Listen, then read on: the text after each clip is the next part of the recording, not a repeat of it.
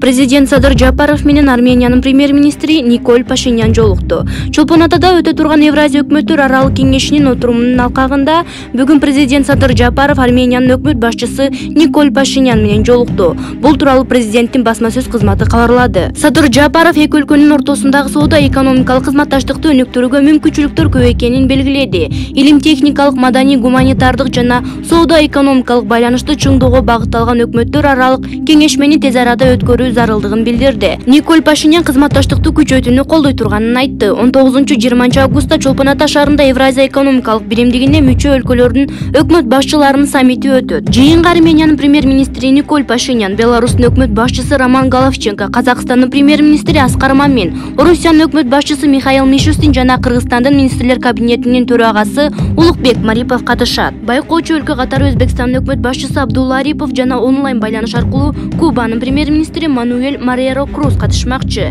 Жыйында уюм ичиндеги соода кызматташтык төлөмдөр жана башка маселелер талкууланат. Евразиялык экономикалык биримдик 2010-жылы Беларустун, Казакстандын жана Орусиянын бажы биримдиги катары түзүлгөн. Кийин 2015-жылы бул уюмга Армения менен Кыргызстан кошулган. Булак Спутник Кейджи. Эл чындыкты билсин. Мына убагы менен эле бүттү үйлөрү. Президентибиз Садыр Жапаров сөзүнө дагы турду.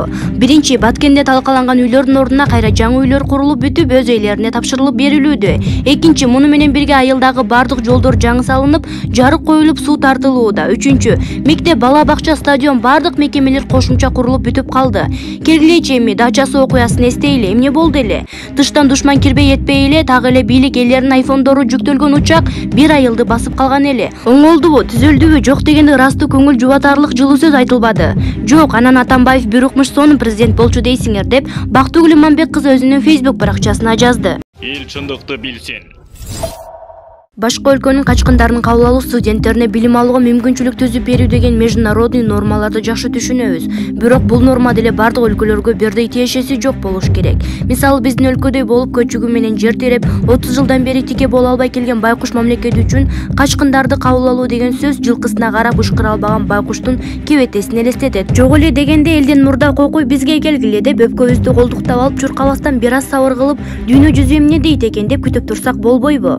Өзүбүздүн миллиондогон жарандар сыртта мусапыр болуп жүрсө, ошолордун тагдырын ойлогондун ордуна каяктагы кыргызга каны кошулбаган 40 жылдан бери согушту башынан өткөрүп, согушсуз жашай албай жаткан жапайларды өлкөгө чакырып эмне кылышат дейм да. Илгери журтту кургакчылык басып, эл ачарчылыкта калып, аябай эле катачылык басып турганда бир адам өз үйүндө оозуна саларга күкүм наны жок ачка олтуруп, эх кокуй күн, куйрук жалы жок эле кунан байкуш не болду, колу буту жок эле жылан байкуш не болду деп талаадагы кунан менен жыланга кайгырган экен.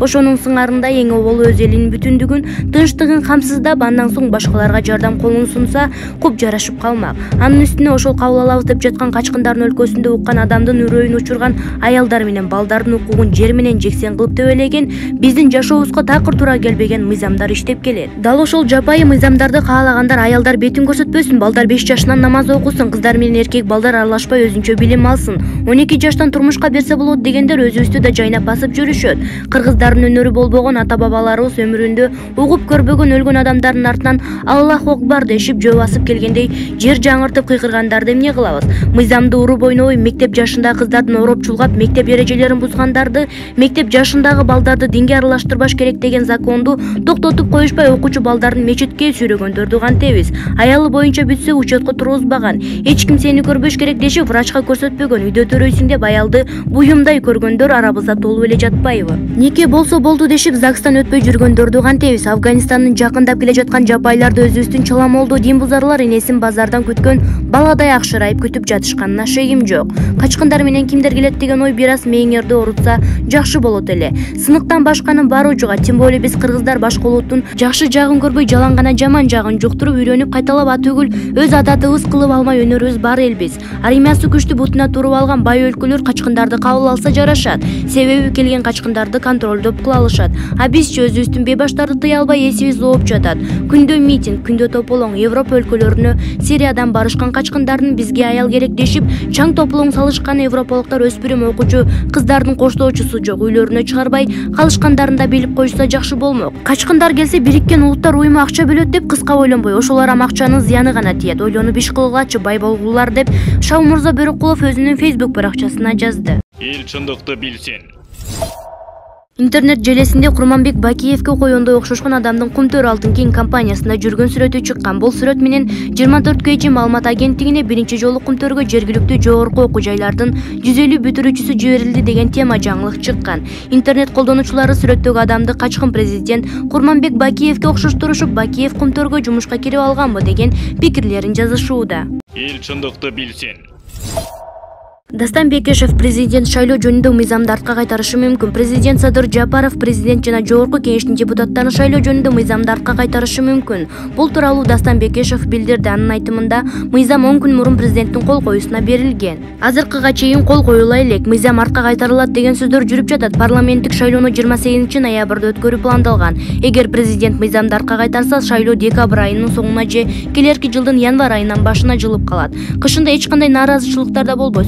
Болгондуктан шайлоочулар да пассивдүү болот. Ал бийликчил партиялар үчүн жакшы мүмкүнчүлүк болот дейт ал. Эскерте кетсек, июль айынын аягында парламент жаңы шайлоо мыйзамын 3 окууда колдогон. Ага ылайык парламентте 36 депутат бир мандаттуу округтан жана 54 эл өкүлү партиялык тизмеде преференциялдык добуш берүү аркылуу шайланып келет. Партиялар үчүн шайлоо босогосу 5%тен белгиленген. Жаңы конституцияга ылайык парламентте 90 депутат болот. Булак Назар Ньюс KG. Эл чындыкты билсин. Жамандын артынан жаман келип, 1 жыл депрессияда болдум. Эми жашоону башынан баштайм, дейт Асель Кадырбекова. Ырчы Асель Кадырбекова депрессиядан чыкканын социалдык тармактагы баракчасы аркылуу айтып чыкты. Ал жамандыктын артынан жамандык жанашып келгенин айтып, өзүңдү колго алып иште, алаксы жандан деп коюңуздар деген. Чындыгында 1 жыл катуу депрессияда жүргөнүмдү моюнга алам. Бирок бирөөлөр ушинтип айтса чырдап, жок менде баары жакшы деп моюнга алчу эмесмин. Башында жамандын артынан жаман жанашып келди. Биринчиси кырсык жашоомду түп ордунан бери өзгөрттү. Бул тагдыр, качып кутула албайт экенсиң. Аман калганыма шүгүр айтам. Экинчиси убактымды, эмгегимди жумшап, ачкан салонумда жабылды. Эң өкүнүчтүүсү апамдын жаңы машина алам деген акчасын салонго жумшаганбыз. Буюрса иштеп мындан да көп табабыз деп тилекке каршы ишке ашпай калды. Эне экен, мейли аман болсок табабыз деп көз жумуп койду. Үчүнчүсү менин жеке жашоом. Мейли аман болсок баары болот. Эң чоң байлык өмүр жана ден соолук экен. Калганын кайра башынан баштоого туура келсе да кылса болот. Аман бололу. Эми көп кайгырбай жашоону баштайлы. Айтып бугумду чыгарып албасам баш ооруйт. Көп нерсени ичиме сактай албайм деген ырчы билдирүүсүндө. Эл чындыкты билсин. Кыргызстандык балбан Калмира Билимбек кызы жаштар арасында дүйнө чемпионатынын күмүш байгесин утtu. 55 кг салмакта атсалышкан кыргызстандык кыз финалда белорустук спортчу Олеся Кетманова менен кескелип 7-6 эсебинде жеңишти алдырды. Мелдештин жүрүшүн Бириккен күрөш дүйнөсү уюмунун расмий сайты түз алып көрсөттү. Билимбек кызы жарым финалда россиялык Анастасия Яндушканы уткан болчу. Мелдеш Башкортостандын Уфа шаарында өтүп жатат. Белгилей кетсек, Калмира Билимбек кызы 2019-жылы өспүрүмдөр арасындагы дүйнө чемпионатынын күмүш медалга ээ болгон. Булак Спутник KG. Эл чындыкты билсин.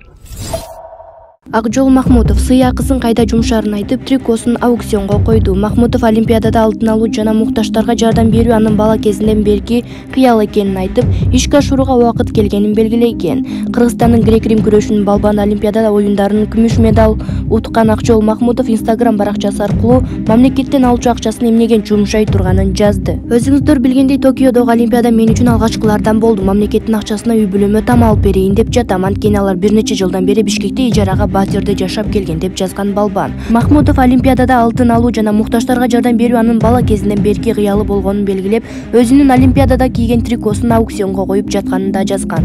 Бүгүн бала кездеги кыялымды ишке ашыруу үчүн кайрымдуулук ишмердүүлүгүндө алгачкы кадамды баштап жатам. Азырынча Олимпиадага кийген кийимди аукционго коюп гана ишти баштай алам. Кааласаңар ал жакка кол тамгамды калтырам. Андан түшкөн каражаттын баарын кайрымдуулук фондуна берем. Сураныч, мени колдоп бергиле. Жакын арада кайрымдуулук иштерин жасоого мындан да башка мүмкүнчүлүктөр пайда болот деп үмүттөнөм. Эгер аукционду Бишкек шаарынын тургуну утуп алса, кийимди өз колум менен тапшырам. Баштапкы баасы $50 деп жазган спортчу. Ал аукцион август айынын аягына чейин 31 августтун кечки саат 8ге чейин улана турганын айтып, бааларды посттун алдына жазса болорун кошумчалаган. Кыргызстандык грек-рим күрөшүнүн чебери 22 жаштагы Акжол Махмутов Токио Олимпиадасынын финалына чыгып күмүш медаль тагынган. Кыргыз өкмөтү Олимпиададан байге алган спортчуларга жана анын устаттарына ири суммада сыйакы берилерин убадалаган. Ага ылайык күмүш медаль тагынган Акжол Махмутовго мамлекет 7 миллион сом берет. Булак Спутник KG. Эл чындыкты билсин.